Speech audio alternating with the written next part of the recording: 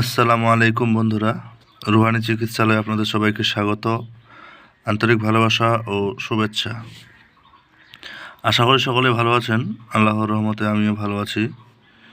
তো আজকে আপনাদের মাঝে নিয়ে আসছি জাদুটোনা রোগীর জাদুটোনায় আক্রান্ত যেসব রোগী তাদের পরিপূর্ণ একটা চিকিৎসা, একটা নকশা, যেটার মারফতে আপনার যতই কঠিন থেকে কঠিনতম জাদু সেটা নষ্ট হবে, এমনকি রোগী সুস্থ হবে ইনশাআল্লাহ। তো এই পুরো প্রসেস জানতে আর শিখতে এবং পরিপূর্ণ বিষয়টা বুঝে নিতে ভিডিওটা প্রথম থেকে শেষ পর্যন্ত দেখবেন। যারা এই লাইনে আছেন বা যারা এইসব বিষয়ের উপর রুচিসম্মত রাখেন তারা অবশ্যই চ্যানেলটা সাবস্ক্রাইব করবেন। আর যদি সাবস্ক্রাইব করে থাকেন তাহলে আপনাকে অসংখ্য ধন্যবাদ। তো চলুন কথা না বাড়িয়ে সরাসরি মূল আলোচনায় চলে যাই। তো আপনাদের প্রথমে চিহ্নিত করতে হবে যে তা জাদুটোনা নাকি জিনের আসর, নাকি সাধারণ রোগ, নাকি বৃত্তান্তর যে রোগের যে কারণটা, এটা আপনাকে নিশ্চিত করতে হবে হাজিরার মাধ্যমে। এখন সরাসরি অনেকে ব্যক্তি হাজিরা দেখতে পারে না, তো হাজিরা দেখার জন্য কিছু প্রসেস আছে যেটা সরাসরি রোগীর উপর অ্যাপ্লাই করে দেখা যায়। তো অনেকেই সেই প্রসেসগুলো জানে, আবার অনেকেই জানে না।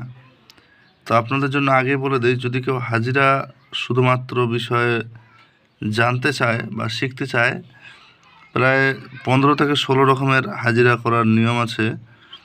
আপনারা চাইলে ওটা আমার কাছে শিখতে পারবেন, তবে নিয়ম মাফিক, নিয়মের বাইরে কোনো কিছু সম্ভব না। নিয়ম বলতে কি, সেই হাজিরা দেখা বিষয়গুলো শিখতে হলে আপনাদের 10 রকমের হাজিরা শেখানো হবে। যদি আপনাদের ইচ্ছা হয় তো যোগাযোগ করবেন, সেটার জন্য নির্দিষ্ট হাদিয়া আছে, আপনারা শিখতে পারেন। আর যারা পুরোপুরি বিদ্যা শিখবেন চিন্তা ভাবনা করেছেন তাদের বিষয়টা কিন্তু আলাদা। আর এখানে আদান প্রদানের সিস্টেমটা আলাদা, আবার গুরু শিষ্যের সম্পর্কের সিস্টেমটাও কিন্তু আলাদা। কথা বুঝতে পারলেন? যাই হোক, আমি একটু শর্ট ফর্মে বলে ফেললাম। তো চলুন আগে নকশাটা দেখিয়ে দিই। এই যে নকশাটা, এটা মনে করবেন না যে এটা কেতাবি নকশা দেখে আপনারা ভাববেন যে কাজ হবে না, তা না। আমি চ্যালেঞ্জ করে বলছি আপনাদের কাজ হতে বাধ্য। এমনকি আপনারা যদি কাজ না করতে পারেন বা চ্যালেঞ্জ করেন আমার সামনে, আমি এই নকশা দিয়ে কাজ করে আপনাদের দেখিয়ে দেবো, আপনারা আবার ঘন্টা বাজাতে থাকবেন, কোনো কিছুই করতে পারবেন না।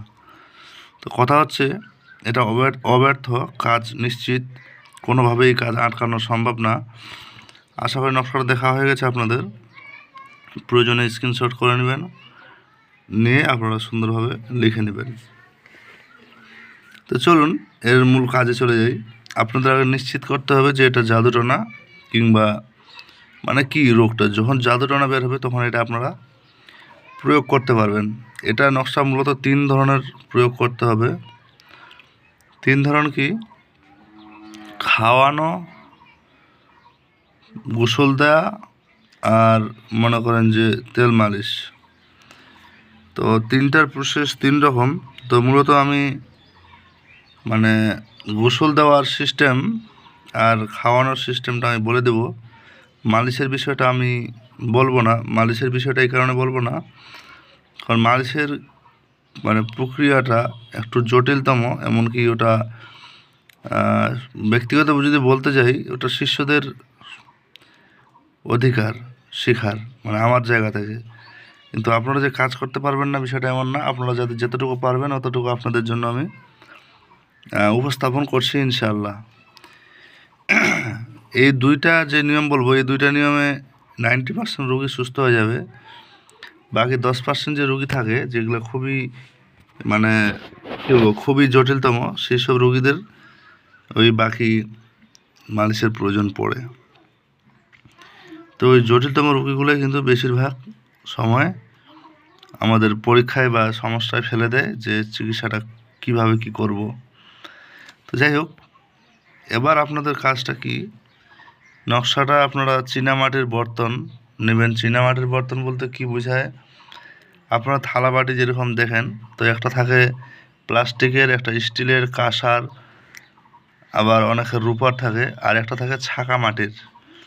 তো সেই ছাঁকা মাটির বা চীনা মাটির বর্তন যেটা বলা হয়, সেই মাটির বর্তনে আপনারা এটা লিখবেন জাফরান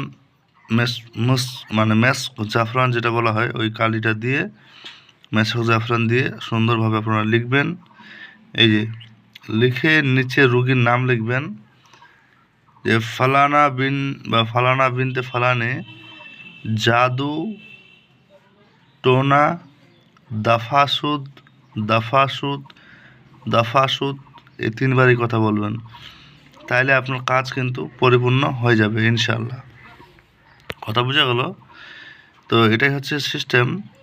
এটা করার পর আপনার কি করতে হবে, সেটা ধুতে হবে। সেই চীনামাটির বর্তনটা ধুতে হবে আকাশের পানি দিয়ে।